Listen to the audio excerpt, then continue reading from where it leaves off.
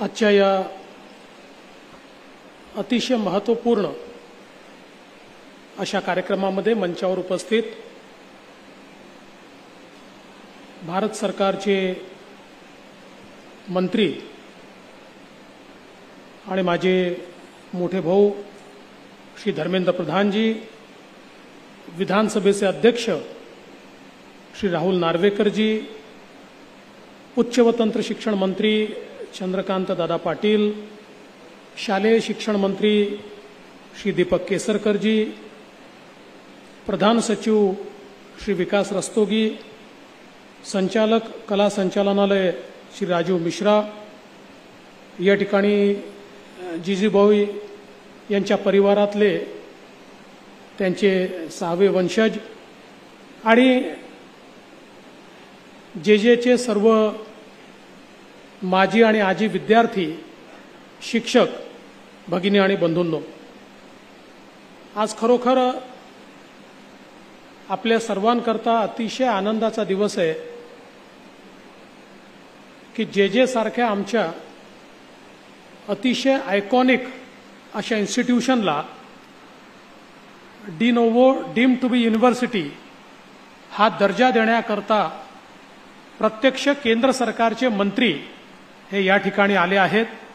आणि म्हणून मी भारत सरकारचं, विशेषतः ज्यांच्या नेतृत्वात आम्ही सगळे काम करतो ते देशाचे प्रधानमंत्री माननीय नरेंद्र मोदीजी आणि मानव संसाधन विकास आणि कौशल्य विकास, शिक्षण ही सगळी खाती बघणारे आमचे मंत्री धर्मेंद्र प्रधानजी यांचे देखील अतिशय मनापासून आभार मानतो. खरं म्हणजे भारताच्या इतिहासामध्ये 1857 हे साल अत्यंत महत्त्वाचं आहे. 1857चा स्वातंत्र्य समर हा आम्ही कधी विसरू शकत नाही. भारताच्या स्वातंत्र्याच्या लढाईतला एक अतिशय महत्त्वाचा टप्पा म्हणजे 1857चं स्वातंत्र्य समर होतं. पण त्याच वेळी 1857ची दुसरी महत्त्वाची घटना जर काही असेल तर मला असं वाटतं की हे जे स्कूल जे आहे याची स्थापना ही एक अत्यंत महत्त्वाची 1857ची घटना आहे. गेल्या 150 पेक्षा जास्त वर्षांमध्ये देशाला कला असेल, आर्ट, अप्लाइड आर्ट, आर्किटेक्चर या सगळ्या विषयांमध्ये अतिशय चांगला ह्युमन रिसोर्स हा जर कोणी दिला असेल तर तो जे स्कूल ऑफ आर्ट्सने या ठिकाणी दिला. आणि भारताचं जे कलात्मक रूप आपण बघतोय त्याच्यामध्ये या संस्थेच्या विद्यार्थ्यांचा प्रचंड मोठा वाटा आहे, हे देखील या ठिकाणी रिकग्नाइज केलं पाहिजे. आज आपण मुंबई बघतोय आणि मुंबईमध्ये अगदी कंटेम्पररी ब्रिटिश आर्किटेक्चर पासून तर आजच्या आर्किटेक्चर पर्यंत मुंबईचं जे सौंदर्य आहे या सौंदर्यामध्ये देखील जे स्कूलचा अतिशय मोठा वाटा राहिला आहे. मग ते व्हीटीचं स्टेशन असो, तेव्हाचं राजाबाई टॉवर असो किंवा दक्षिण मुंबईतली अत्यंत आयकॉनिक अशा प्रकारची हेरिटेज स्ट्रक्चर्स असो, या सगळ्यांमध्ये कुठेतरी एक महत्त्वाचा वाटा हा आपल्याला जे स्कूलचा पाहायला मिळतो, हे देखील या ठिकाणी नमूद केलं पाहिजे. आणि म्हणूनच मला असं वाटतं की हा जो काही एक मोठा इतिहास आहे या इतिहासाला एक कालानुरूप नवीन स्वरूप देणं हे देखील गरजेचं होतं. आणि म्हणूनच ज्यावेळेस मी मुख्यमंत्री होतो त्यावेळेस हा विषय समोर आला की शेवटी एखादी संस्था जर मोठी करायची असेल तर ती बंधनात ठेवून मोठी करता येत नाही. तसे आपण असं म्हणतो की आर्ट हे फ्री सोसायटीचं प्रतीक आहे. आणि मग फ्री सोसायटीमध्ये आर्ट इन्स्टिट्यूशन किंवा आर्किटेक्चरची इन्स्टिट्यूशन ही आपल्याला बंदिस्त कशी ठेवता येईल आणि म्हणूनच मला अतिशय आनंद आहे की भारत सरकारने आपल्या शिक्षा नीतीमध्ये बदल करायला सुरुवात केल्यानंतर आम्ही हा निर्णय केला की जे स्कूलला देखील या ठिकाणी एका स्वायत्त संस्थेचा दर्जा, डीम टू बी युनिव्हर्सिटीचा दर्जा दिला पाहिजे आणि कुठल्याही बंधनातनं मुक्त करून आपला स्वतःचा विचार, आपला स्वतःचा प्रचार आणि आपला स्वतःचा प्रसार करण्याची संधी ही जे स्कूलला दिली पाहिजे. आणि म्हणून आम्ही तशा प्रकारचा प्रस्ताव हा केंद्र सरकारकडे पाठवला आणि केंद्र सरकारने तो मंजूर केला. ही देखील मला असं वाटतं की अतिशय महत्वाची गोष्ट आहे. शेवटी आपण जेव्हा आर्टचा विचार करतो तर आर्ट म्हणजे नेमकं काय आहे?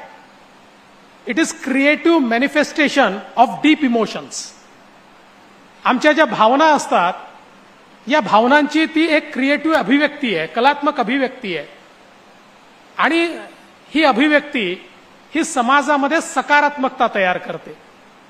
हा एक संस्कार आहे आणि मनुष्याला मनुष्यत्व हे संस्काराने प्राप्त होतं. ज्या मानवतेचा विचार आपण करतो ती मानवता म्हणजे काय हे कलेच्या आविष्कारातनं आपल्याला पाहायला मिळतं. सकारात्मकता काय आहे, पॉझिटिव्हिटी काय आहे हे कलेच्या आविष्कारातनं आपल्याला पाहायला मिळतं. आणि व्यक्ती ज्यावेळेस विकसित होतो त्यावेळेस त्याच्या जाणीवा कशा विकसित होतात, त्या जाणीवा कशा विस्तारित होतात हे समजून घ्यायचं असेल तर त्या समाजाची कलात्मक अभिव्यक्ती काय आहे याच्या आधारावर त्या जाणीवांचा प्रचार प्रसार कसा झालाय, विस्तार कसा झालाय हे आपल्याला लक्षात येत असतं.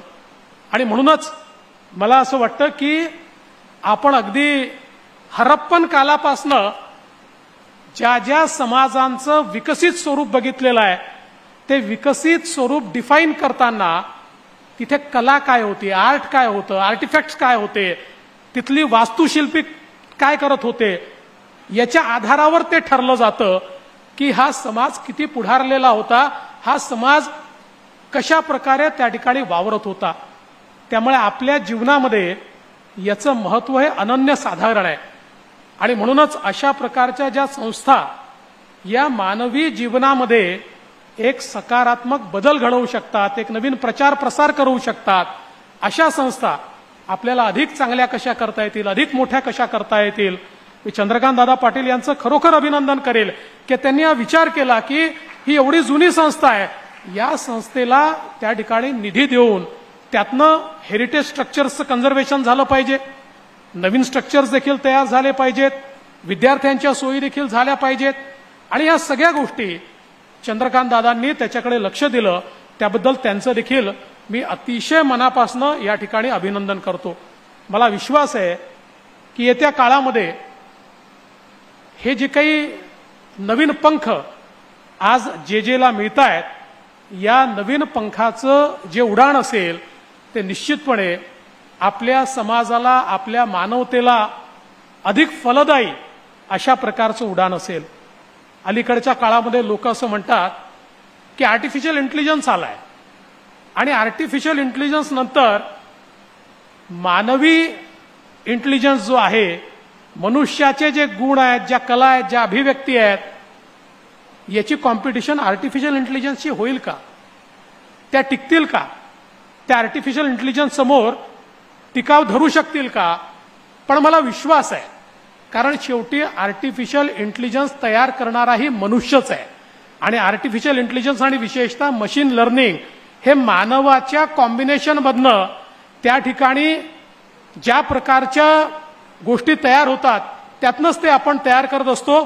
त्यामुळे हे जे अल्गोरिदम आहे हे काही आकाशातनं टपकलेलं अल्गोरिदम नसतं, तर हे आमच्या अभिव्यक्तीतनं तयार झालेलं अल्गोरिदम असतं. त्यामुळे मला असं वाटतं की कुठल्याही परिस्थितीत मनुष्याच्या अभिव्यक्तीला आर्टिफिशियल इंटेलिजन्स कधीच पराजित करू शकत नाही. मनुष्याची अभिव्यक्ती आणि त्याच्यातले गुण हे त्याच्यापेक्षा कधीही मोठेच असणार आहे. शेवटी तंत्रज्ञान एक टूल आहे. It is a tool. It is like a horse, you can ride on it. त्यामुळे कुठलंही तंत्रज्ञान आलं तरी ते स्वीकारलं पाहिजे आणि एखाद्या घोड्याप्रमाणे त्याच्यावर मान ठोकून आणि आपला जो काही प्रवास आहे तो अधिक वेगानं आणि अधिक ताकदीनं केला पाहिजे. त्यामुळे मला विश्वास आहे की कलेच्या जगतामध्ये आणि विशेषतः आर्किटेक्चरच्या जगतामध्ये नवनवीन गोष्टी या ठिकाणी घडतील. आणि आज सगळ्यात महत्त्वाचं जर काही असेल तर द एलिमेंट ऑफ सस्टेनेबिलिटी. आज आम्हाला सगळ्यांना सस्टेनेबिलिटीवर वर्क करायचं आहे आणि या सस्टेनेबिलिटीमध्ये सर्वात मोठं कॉन्ट्रीब्युशन हे आमचे आर्किटेक्ट्स देऊ शकतात. हे आमचे कलात्मक विचार असणारे आमचे विचारक देऊ शकतात. आणि मला असं वाटतं की येत्या काळामध्ये आमच्या समाजाकरता वेगवेगळ्या प्रकारचे सस्टेनेबल सोल्युशन्स हे देखील या जे इन्स्टिट्यूटमधनं या ठिकाणी निश्चितपणे येतील. आणि हा जो काही 150 वर्षापेक्षा जास्त इतिहास आहे, ज्या इतिहासाने असे अनेक लोक दिले आहेत की मला असं वाटतं त्यांची यादी जर आपण या ठिकाणी वाचणं सुरू केलं तर कदाचित 2-3 तास ती यादी संपणार नाही. या जेची प्रत्येक भिंत भरून जाईल, पण इथल्या यशस्वी विद्यार्थ्यांची नावं संपणार नाहीत.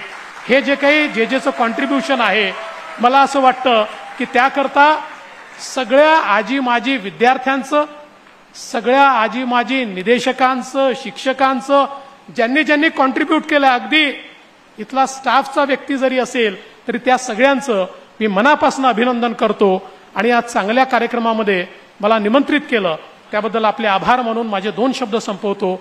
धन्यवाद. जय हिंद, जय महाराष्ट्र.